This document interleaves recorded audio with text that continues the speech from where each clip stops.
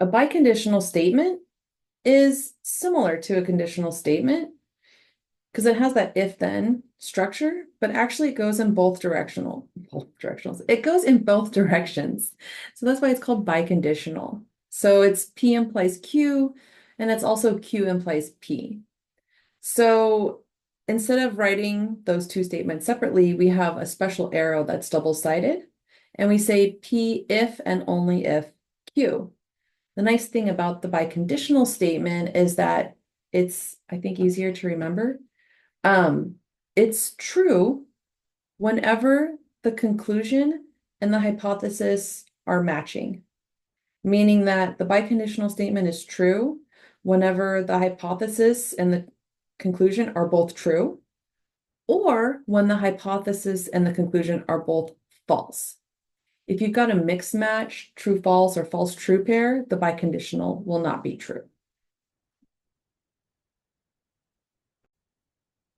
So here we're going to decide if the biconditional statement is true or false. Here's a statement. My shoes are on my feet. If and only if I am 6 feet tall. So you can't see me, but I am an average height person who wears shoes. So keep that in mind. Here we go. Hypothesis, shoes are on my feet. Conclusion, I'm 6 feet tall. I am wearing shoes, but I'm not 6 feet tall. I'm like 5'5.5". So here we've got a mixed pair, true with false. So that's going to be our second row. And we said that the biconditional is true only when the hypothesis and the conclusion have the same truth value. So since they're mismatched or mixed matched, the biconditional is false.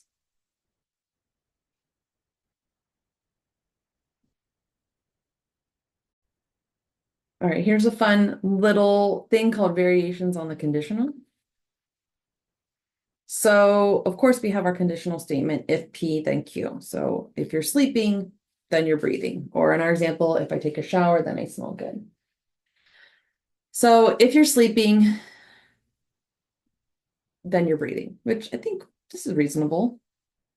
I don't want to hear about your sleep apnea right now, but just, pretend that you're like a normal sleeper and you're breathing.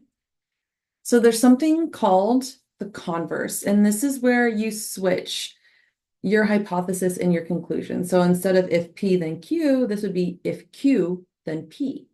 So here would be if you're breathing, then you're sleeping. And this isn't necessarily true. Like I'm breathing right now and I'm definitely not sleeping. Although I think I would like to be sleeping right now. Maybe you too. Another variation is called the inverse. This is where you negate your propositions. So remember, you just throw a not, N-O-T, into each of the propositions to negate them. So if not P, then not Q. So if you are not sleeping, then you are not breathing. And I don't think this really seems to follow either, because I'm not sleeping, but I'm definitely breathing. See, did you hear that? All right, contrapositive. I'm going to negate and switch the order. So this is not Q implies not P. If you're not breathing, then you're not sleeping. And I think that we could say this one actually does follow. This one is logically following from the conditional, because if you're not breathing, you're dead, and dead is not the same as sleeping. So the only logically equivalent variation is the contrapositive, meaning that if the conditional is true, then the contrapositive is also true.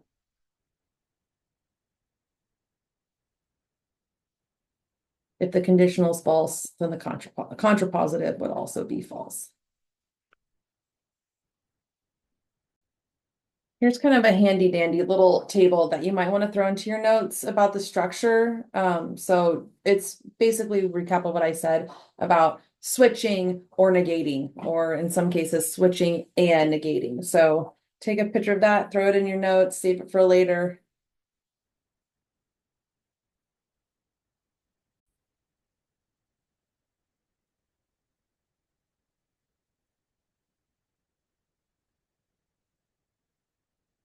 All right, so let's close it out with some truth tables. Oops.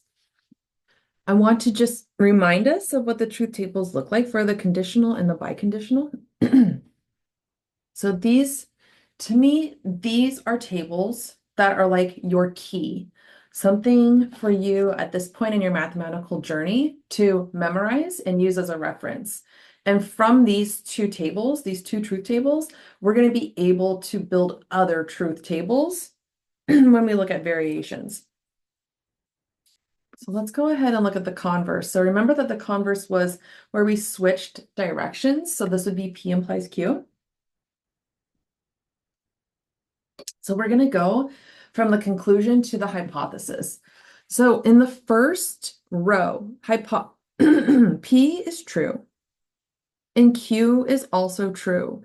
So start with Q. Start in the second column and go to the left. True to true. So we know that true to true, that implies true. And the second row, start with Q, false. Go left.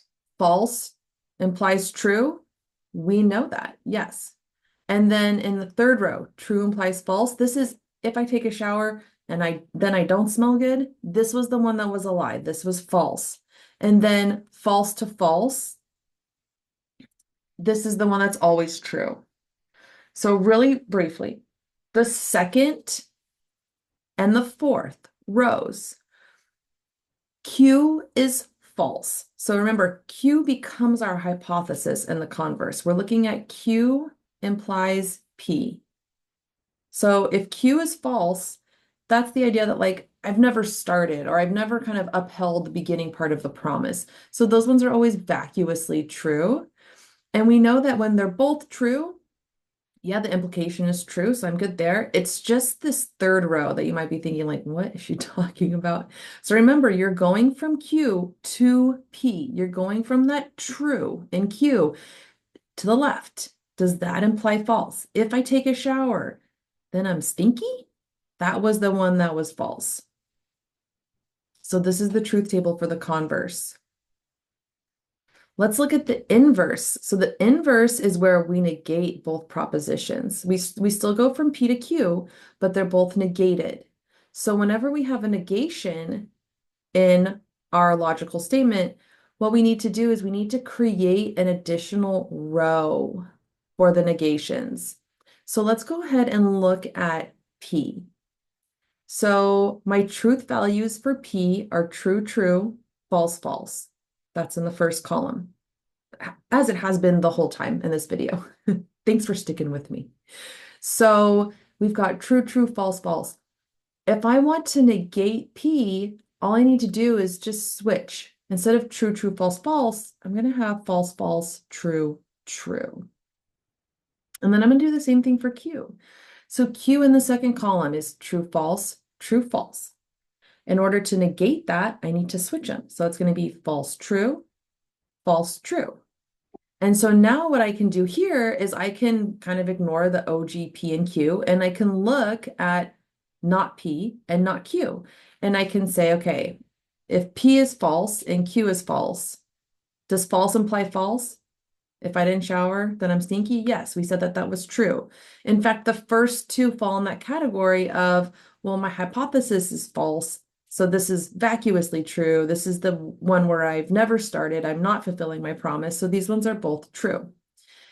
In the third row, not P is true. Not Q is false. So does true imply false? No, this is the one where I'm taking a shower, but I'm still stinky. This was the one that we said, no, that doesn't work for us. That's false. And then the last one is true, true. If I take a shower, then I'm smelling good. All right.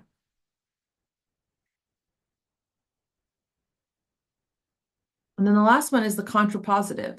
So the contrapositive requires the use of negation. So I need to have my two additional columns for negation just in the just like how we just did in the previous example. And now I'm gonna look from not P to not Q. So I'm gonna go left instead of right. So P was true, true, false, false. Not P is gonna be false, false, true, true. Q was true, false, true, false. Not Q is gonna be false, true, false, true. So now I'm starting with my not Q column and I'm looking left. So false, false. We know that whenever the hypothesis or the if part is false, conditional is always true. In the second row, true, going to false. If I take a shower, then I'm stinky. Blech. That one doesn't work for us. That's the false one. In the third row, I'm going from false to true, vacuously true. And in the fourth row, I have true going to true. If I take a shower, then I smell good, and we say hooray.